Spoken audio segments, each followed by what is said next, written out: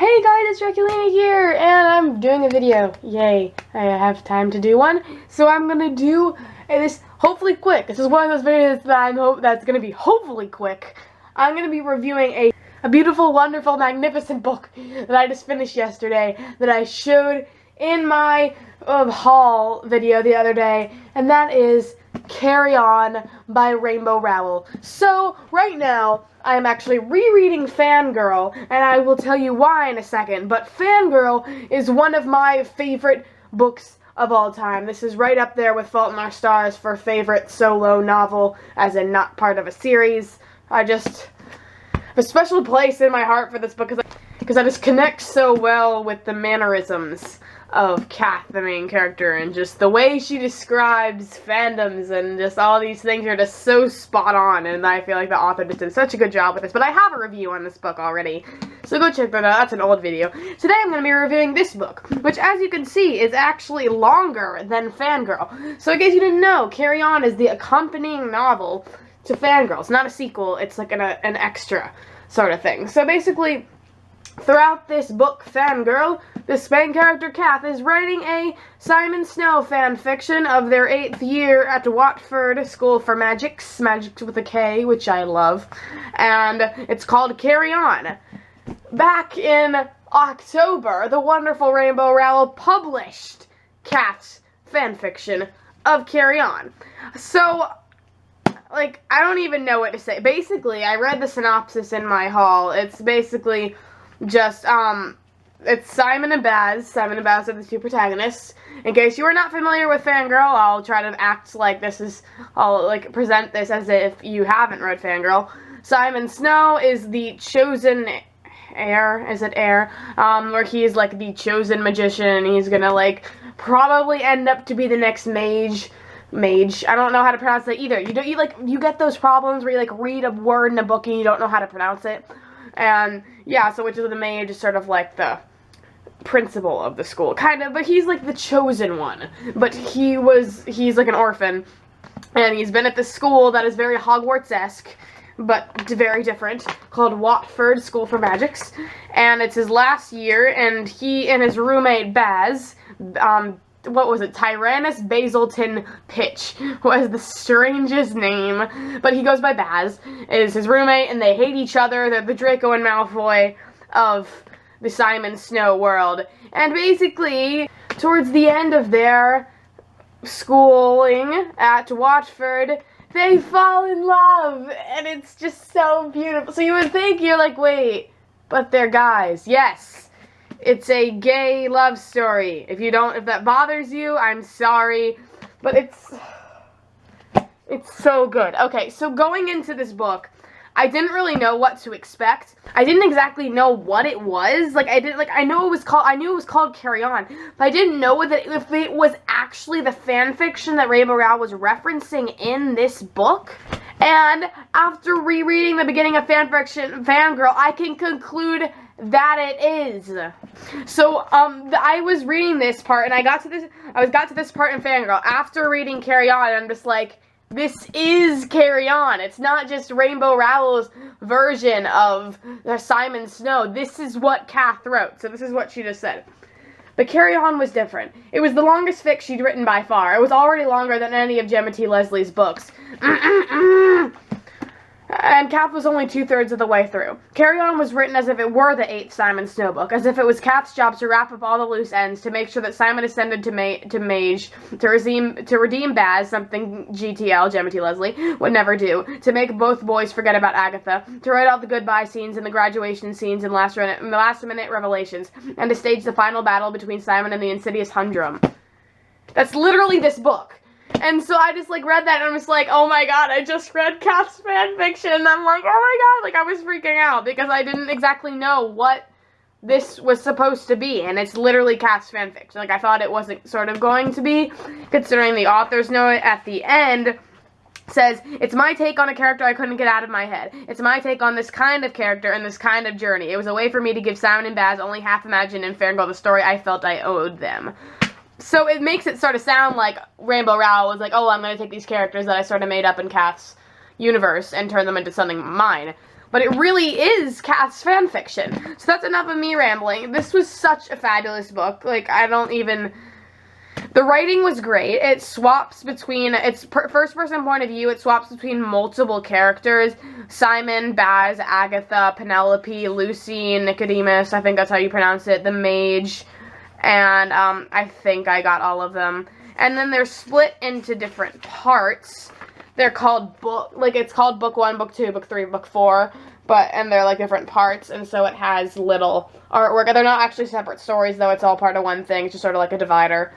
And it's longer than Fangirl, and it's like 500 pages or so, and it was just, like, I don't even know what it is. Like, this is the first book that I've read about, like, a canon gay couple.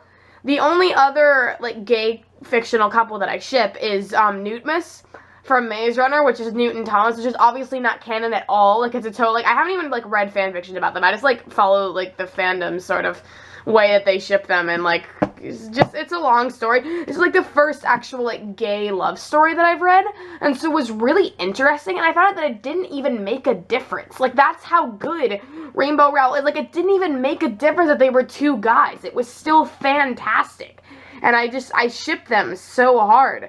And it's like, in the world of Kath, and they make it seem like it's sort of like a Harry Potter situation where Draco and Harry would literally never happen, ever. Like, ever. Whereas in this, it is so realistic, and the way that she did it was just absolutely perfect. Like, it was meant for the Simon Snow universe. Like, they were meant to end up together, and not some off-canon thing that the fandom came up with.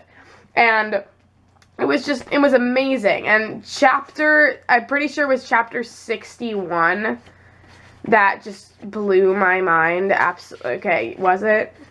Yes, it was chapter 61. Chapter 61 and 62, I was just like, okay, this is just the best freaking thing I've ever read, ever. Like, Rainbow Rowell just always blows my mind.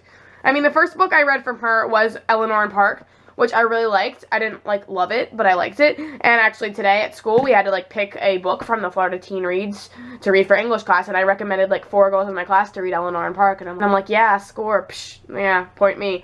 And just Fangirl, like I said, just one of my favorite books, and I just love it, and I don't even know what else to say, just other than read it. If you're a Harry Potter fan, you will highly appreciate this book, because it is nothing like Harry Potter, but it gives you the same sort of warm, homey feel as Harry Potter did if Harry Potter had more romance and, you know, vampires. And, like, I can't even pick a favorite character. That's how good this book was. Like, every single character, like, I really just, they were great. Like, they were all great. I mean, Simon and Baz, of course, stole the show, because that's kind of what they're about. Kind of what the book is about. But I liked Penelope. Agatha was kind of stuck up. But everyone else I really liked. And my only complaint, this is actually kind of a spoiler, so I would skip ahead a little bit. I think, like, the whole ending, when he like, defeated the mage, I felt absolutely nothing, because I feel like we didn't get any sort of character development from the mage. We didn't get any sort of story on him at all, except for back when he was Davy, and they were doing all the backstory stuff. But it's like, I, like, didn't even know what was going on. I'm like, wait, so the mage is dead? Oh, okay. Like, I don't know, like, it didn't just affect me in any way, because I feel like there wasn't enough character development for his specific character. And also, I was kind of confused on who was who at certain points. Like, when she was younger, I was confusing her with Lucy, and if Lucy was dating Nicodemus or Davy, and it was just, that sort of stuff was confusing me. But it was such a great book. It was so good, and it was so good. It was just, and I just love how it has this little map in the front. It's so cute. And yeah, I showed this all in my review, but I'm going to start rambling if I try to say anything else. I loved it. If you're a fan of this wonderful book, Fangirl, highly recommend reading this. And now, just to tell you, I'm rereading this book now, like I sort of previously said before, because it's a completely different experience reading this book after you're so familiar with these characters and this other book. Like, when you go into Fangirl the first time, you're completely blind on who Simon and Baz are, except for these little snippets that she gives you at the beginning of each chapter. And I feel like after reading this, it's just so insanely different because you can just go in and it's like you get the references she's making, you get the passages, you know what part of the stories there are, like you know this stuff. And I just think that's so cool. Like I'm only 83 pages into it, and it's so different, and I love it. Like I love being like you just get it. You just get it. So I would say, if you haven't read either of these books, honestly, I would read Carry On first, unless you have the time to reread this book, because, like, it's so awesome being able to read this book and knowing what she's talking about. Like, you know, I don't even know how else to say it. So if you haven't read either of these, I would read Carry On first, and then I would read Fangirl. So yeah, that pretty much concludes my review on the wonderful book of Carry On. Like, it's not really a book that I can get, like, really into detail with without spoiling anything. Like, it was great.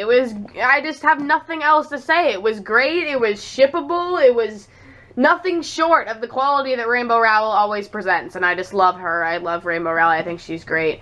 And this was just so different from the other stuff that she writes, and she was so good at it. Like, I wasn't expecting it to be this good, since, like, she does all, like, modern, realistic stuff, and this was, like, boom, Harry Potter in your face, and it was amazing. It was so great. Just, if you haven't read either of these, read both of them, please, I beg of you. They're fantastic.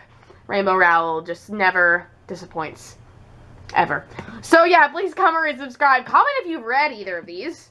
Let me know, because I love both of them so much. Check out my review for Fangirl that I published a few months ago, like half a year ago.